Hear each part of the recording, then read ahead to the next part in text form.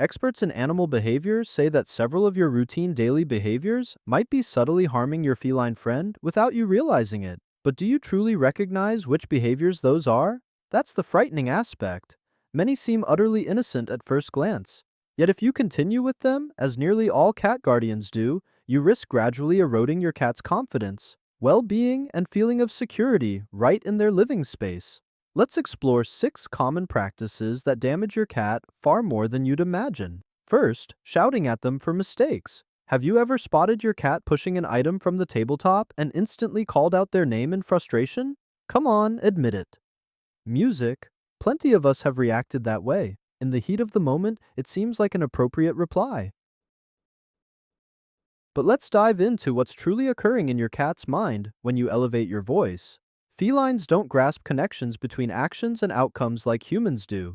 Research from a 2021 study in the Journal of Veterinary Behavior revealed that cats exposed to frequent yelling exhibited much higher chronic stress levels and were prone to issues such as seclusion, hostility, and skipping the litter box. They're not absorbing the lesson of avoiding that action. Instead, they're concluding that this individual is erratic and threatening. And that realization tugs at my emotions because your goal isn't to cause pain, you're simply responding instinctively. However, your cat can't decipher your motives. They only pick up on the intensity, pitch, and vibe. Gradually, this approach fails to shape conduct. It erodes the relationship you share. Consider this. If someone sporadically bellowed at you each time you entered a space, how soon would you avoid their company? Your cat experiences precisely that sensation. And if this revelation stings, hold on for the final item in our lineup, since one act that owners often perform with affection could be inflicting the greatest harm. Second, denying them opportunities to hunt or pursue. When did your cat last engage in genuine chasing? And no, merely eyeing a bug from afar doesn't qualify. Indoor felines often endure days or even weeks, lacking any authentic predatory activity. We overlook it since they appear okay, but they're far from it. Cats are instinctively designed as hunters. Their neurology revolves entirely around the pursuit routine. Observe, follow, leap, seize, dispatch, consume. Without triggering that pattern, internal imbalances begin to emerge.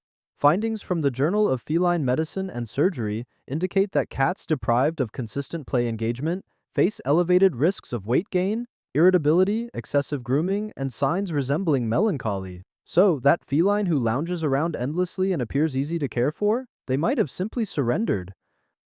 Music? It's not sloth. It's psychological deprivation. The solution is straightforward. Dedicate just 10 to 15 minutes daily to interactive sessions using a single toy. An item that simulates authentic quarry motion can utterly revamp your cat's disposition, vitality, and bond with you. You'll uncover a side of your cat you never suspected existed, and prior to moving on, if this prompts you to reassess your interactions with your pet, give a thumbs up and subscribe. It's the ideal method to alert fellow cat enthusiasts about these insights. Third, relying solely on dry kibble for meals. Imagine if the daily chow you're providing your cat is imperceptibly drying them out internally. It might sound extreme, but it's accurate. Few owners are aware that cats originate from arid environments. Their forebears derived nearly all hydration from consumed prey. Consequently, your cat's innate drive to seek water independently is remarkably subdued. They're simply music not adapted for it. Thus, basing their nutrition on dry kibble, which holds roughly 10% water content, leaves them in ongoing mild dehydration, a condition many guardians fail to detect. According to the Journal of the American Veterinary Medical Association, felines on exclusive dry food regimens consumed far less overall liquid than those on wet diets, despite unlimited access to clean water.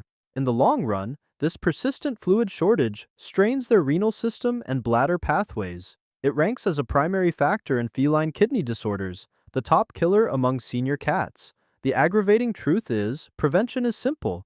No need to eliminate kibble completely. Incorporating wet food occasionally, say a few days weekly, yields huge benefits. You're essentially bolstering their kidney resilience with a single dietary tweak. Fourth, stroking them in unsuitable areas. Have you ever been affectionately rubbing your cat only for them to suddenly nip at you, leaving you baffled and wondering, quote, zero quote, music. chances are you activated the incorrect zone. Many guardians caress their cats as if they were canines, sweeping along the spine, tummy massages, or handling near the tail. That technique suits dogs perfectly, but cats operate on a wholly distinct wiring. Their sensitive skin is packed with nerve endings that can shift from enjoyable to overwhelmingly stimulated in mere moments. It's what's known as petting-induced overstimulation, and it's among the biggest misconceptions in feline behavior. Research from the University of Lincoln revealed that cats displayed the least stress when touched near their cheeks, the base of the ears, and beneath the chin. However, targeting the belly or tail base caused stress hormones to surge right away. That exposed belly your cat offers isn't a go-ahead for rubs, it's a gesture of confidence. Diving in for those pets breaks the very trust they've extended. No wonder some cats act so unpredictable. Affectionate 1 second, bolting the next? It's not capricious. They're aiming to savor the interaction, but you've unwittingly flooded their nerves. The solution's straightforward. Music, focus on the secure spots. Use light, unhurried caresses around the face and cheeks. Allow them to press against you, and as soon as their tail twitches or ears pin back, music, back off. That's their signal for, I adore this, but it's plenty now. Honor it, music, and notice how they linger longer by your side. 5. Concealing the litter box in a nook. Where's your feline's litter box located at the moment? Music, be truthful. Is it stashed in the basement, jammed behind the washer, or squeezed into a dim cupboard? If so, you could be fueling your cat's anxiety every time nature calls. We tuck them out of sight to avoid the view or odor. It seems logical to us humans. Music, yet from your cat's viewpoint, you've relocated their toilet to the house's most frightening hideaway. Music, cats navigate life as both hunters and hunted. This leaves them exposed during litter box use, one of their riskiest states. Music, they require a sense of visibility to spot threats and bolt if necessary. A container wedged into a cramped, shadowy corner with a single exit defies their core instincts for survival. Studies in applied animal behavior science identified litter box positioning and ease of access as key contributors to cats' elimination issues. So if your cat's urinating beyond the box, music, it might not stem from defiance. It's likely a placement issue. They're not stubborn, they're frightened. And another common error? Sticking to one box per cat. Experts advocate the N+1 guideline, a box for each cat plus an additional one.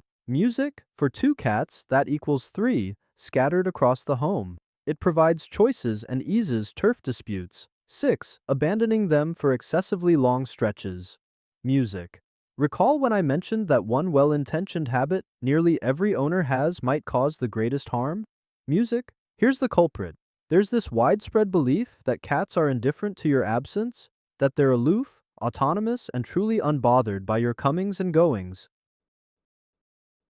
It's a pervasive falsehood in pet ownership, damaging countless cats daily.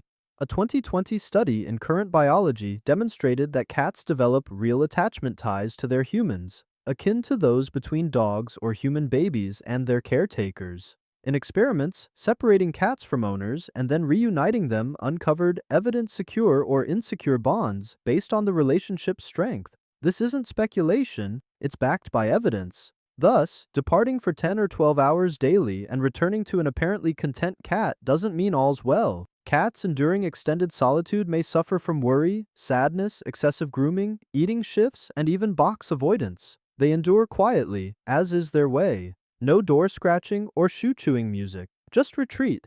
That quiet fools us into assuming no issues exist. In reality, your cat anticipates your return. They register your departure, and it affects them deeply, even if they mask it. You don't have to hover constantly, but little efforts count. Set out stimulating items before leaving. Swap out playthings. Install perches by windows for bird watching. And upon arriving home, pause. Don't breeze by. Take a seat. Engage fully for those 5 minutes. To your cat, you're more than a provider. You're their whole universe. They simply yearn to sense your reliable return.